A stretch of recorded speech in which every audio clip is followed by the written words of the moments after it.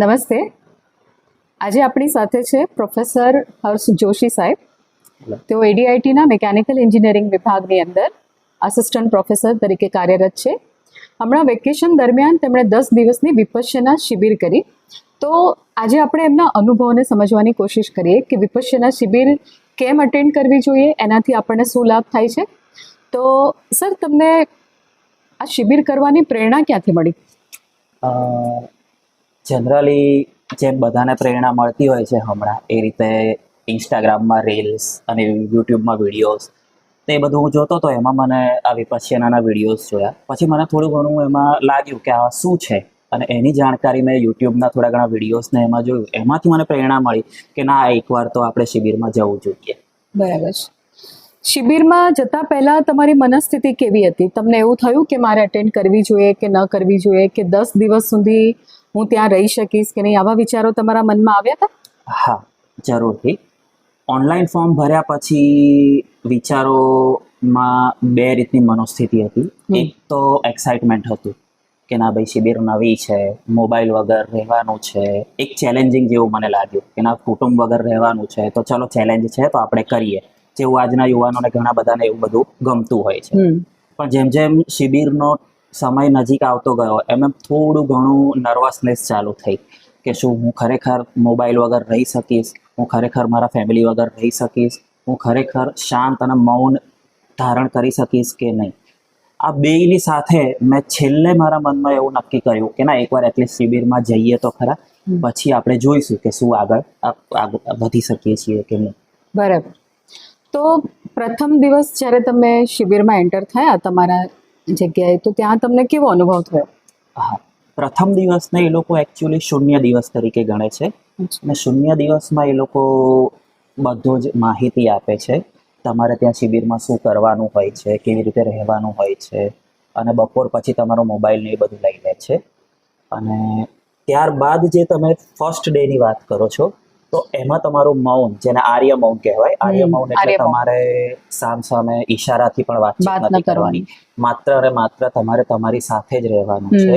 Introvert થવાનું છે, in short કહીએ તો. એ પ્રથમ દિવસમાં તો એક્સાઇટમેન્ટ હતી, એટલે આપણે એ લોકો જે કે એ પ્રમાણે ફોલો કરતા હતા.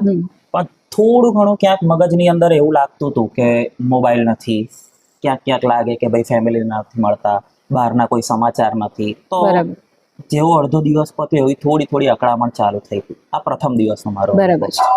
હવે શિબિરમાં લોંગ ટાઈમ સુધી આપણે એક જ પોઝમાં બેસવાનું હોય છે, તો તમને એમાં તકલીફ પડી? હા, એમાં જ સૌથી વધારે ચેલેન્જિંગ એ જ હતું કે તમારે પલાઠી વાળી બેસવાનું હોય, અને એક નહીં પણ 2-3 કલાક સુધી બેસવાનું હોય. તો એ શિબિરમાં અમને કહેવામાં પણ આવ્યું હતું કે તમારે પલાઠી વાળીને બેસવાનું છે. તમે પ્રયત્ન કરો પલાઠી વાળીને બેસવાનો. જો ના થાય તો તમે પગ થોડા ખુલ્લા કરી શકો છો, તમે તમારી પોઝિશન બદલી શકો છો. ઓકે, પણ એ સ્થિતિ તમારે સ્વીકારવાની, અને જેમ જેમ બને એમ ધીમે ધીમે એમાં ઇમ્પ્રુવમેન્ટ લાવવાનો પ્રયત્ન કરવાનો.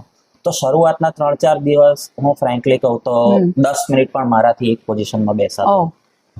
પણ જેમ જેમ આગળ વધ્યા, જેમ જેમ વધારે કલાકો બેસતા ગયા, એમ 6થા દિવસ પછી એ લોકોએ સ્ટ્રિક્ટલી કહી દીધું કે હવે જે 3 કલાક શિબિરમાં બેસવાનું છે, એ તમારે અલગ અલગ ટાઈમે 1 કલાક પલાઠી વાળીને બેસવાનું છે. અને એ હું સક્સેસફુલી કમ્પ્લીટ કરી શકતો. વાહ, બહુ સરસ. તમને મૌનનો અનુભવ કેવો રહ્યો? સારામાં સારો અનુભવ કહું, અથવા તો થોડો ઘણો અકળાવનારો અનુભવ કહું, બંને કહી શકાય. એનું એક જ કારણ છે કે શરૂઆતના દિવસોમાં ખાલી મૌન રહેવું, આપણી અભિવ્યક્તિ, આપણને જે સંવેદના થતી હોય એ આપણે અભિવ્યક્ત ના કરી શકીએ, એ આપણે આપણી સાથે જ એને રાખવાની હોય, તો થોડું ઘણું આપણને અકળામણ આવે. સંવેદના બે બાજુની હોય. સારું ફીલ થતું હોય તો પણ આપણે, મનુષ્યનો સ્વભાવ છે કે સારું ફીલ થાય તો પણ એ શેર કરવા માંગે, ખરાબ ફીલ થાય તો પણ એ શેર કરવા માંગે. પરંતુ એ બંને જ્યારે આપણે રિસ્ટ્રિક્ટ કરી દઈએ મૌન દ્વારા, તો શરૂઆતમાં અકળામણ આવે. પણ ધીમે ધીમે જ્યારે આગળ વધતો ગયો એમ દિવસોમાં મને સમજાતું ગયું કે ના, મૌન પણ એક શરીરના અથવા તો મનોસ્થિતિ માટે સારામાં સારી વસ્તુ છે કે જેનાથી આપણે આપણી જ સાથે સંવાદ સારી રીતે કરી શકીએ છીએ, અને આપણે એ મૌનને સમજી શકીએ છીએ. વાહ, બહુ સરસ. તમે 10 દિવસ પછી જ્યારે આ શિબિર બહાર આ પૂરી કરીને બહાર આવ્યા ત્યારે તમને કેવી અનુભૂતિ થઈ? સૌથી સારામાં સારી અનુભૂતિ જે કહેવામાં આવે એ છે શાંતિનો અનુભવ. મનમાં આપણી ઘણી બધી વ્યાકુળતા હોય છે. સૌથી પહેલાં તો જ્યારે આપણે આપણા મનની સાથે 10 દિવસ આપણી પોતાની સાથે આપણે સ્પેન્ડ કરીએ છીએ ત્યારે આપણને ખબર પડે કે ઘણી બધી વ્યાકુળતા આપણા મનમાં જ ચાલતી હોય છે. એને સાચી વાત છે. બહારની આજુબાજુની દુનિયા સાથે કે આજુબાજુની પરિસ્થિતિ સાથે કોઈ જ લેવા દેવા નથી હોતા. અને જો આપણે આપણા મનની સ્થિતિને ખાલી સમજી શકીએ, આમાં કોઈ કંટ્રોલ કરવાની વાત નથી, ખાલી આપણે આપણા મનની સ્થિતિને સમજી શકીએ, અનુભવી શકીએ, તો અડધી વ્યાકુળતા અથવા તો ઘણી બધી વ્યાકુળતા આપણે ત્યાં જ શાંત થઈ જાય છે. વાહ, તો શાંતિનો અનુભવ અને એ શાંતિના અનુભવ પછી જે આનંદનો અનુભવ થાય એ અલગ જ છે. બરાબર છે. આ શિબિર દરમિયાન શૂન્યગાર એવો એક શબ્દ મેં સાંભળ્યો, તો એ વિશે તમે થોડું વધારે જણાવશો? હા, શૂન્યાગાર એ એકચ્યુઅલી પેગોડામાં એક રૂમ હોય છે, ખૂબ જ નાની ઓરડી આપણે કહી દો તમે, બરાબર. કે જેમાં વેન્ટિલેશન તરીકે એક પ્રકાશનું બિંદ આવતું હોય, બીજું કશું જ નહીં. પણ એમાં તમે જ્યારે ધ્યાન કરો છો તો બીજો કોઈ આસપાસનો અવાજ નથી હોતો, પૂરેપૂરું સાયલેન્ટ હોય છે. અને એમાં તમે તમારા શરીરમાં થતા ઇવન તમારા પોતાના ધબકારા સાંભળી શકો, Oh. તમારા શરીરમાં જો બ્લડ ફ્લો થતો હોય તમે એને અનુભવી શકો. એ બધા માટે શૂન્યાગાર ખૂબ જ સારી વસ્તુ છે. અને એમાં તમે જાઓ તો એ પરિસ્થિતિને ઘણીવાર અકળાવનારી પણ હોય તમને, પણ હા, એ પરિસ્થિતિનો અનુભવ અલૌકિક હોય છે. બરાબર. તમે આ શિબિર અટેન્ડ કરી, હવે તમે કોઈ બીજાને આ રેકમેન્ડ કરવાનું કહેશો? તમારો અનુભવ શું કહે છે? હા, 100%. હું તો એમ કહીશ કે દરેકે દરેક વ્યક્તિએ આ શિબિર જીવનમાં એટલીસ્ટ એકવાર તો કરવી જ જોઈએ, જેનાથી એને પોતાની જાતને મળવાનું છે. આપણને ઘણીવાર ખબર પડે કે આપણે બીજા બધાને મળતા હોઈએ છીએ, આપણે બીજા બધા વિશે વિચારતા હોઈએ છીએ, ખાલી એક જ વસ્તુ છે જેના વિશે આપણે નથી વિચારતા હોતા, એ છે આપણી પોતાની જાત. આપણી પોતાની જાતને શું ગમે છે, આપણી પોતાની જાત ક્યાં વ્યાકુળ થાય છે, આપણી પોતાની જાતને ક્યાં તકલીફ પડતી હોય છે, એના વિશે આપણે વિચારવાનું બંધ કરી દેતા હોઈએ છીએ. બરાબર છે. આ 10 દિવસમાં તમે તમારી જાત સાથે જ હો છો તો તમને તમારી જાત વિશે, તમને તમારા પોતાના વિશે એટલી બધી વધારે ખબર પડશે, એટલી બધી વધારે જાણકારી મળશે જેટલી જાણકારી કદાચ તમને અત્યાર સુધી નથી છે. વાહ, બહુ સરસ.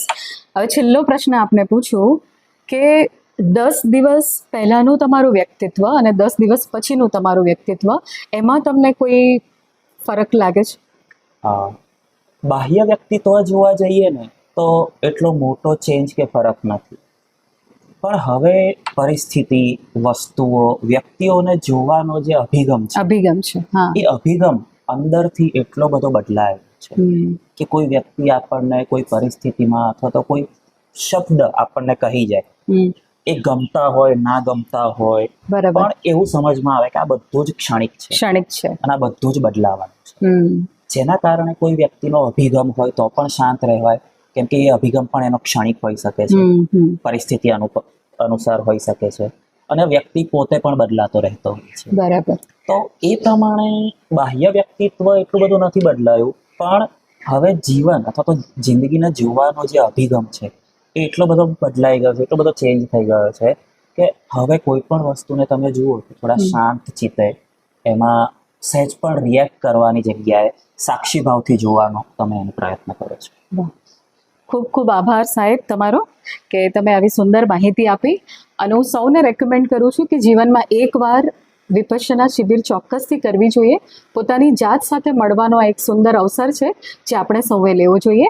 આપ સૌનો ખૂબ ખૂબ આભાર. ધન્યવાદ. ધન્યવાદ.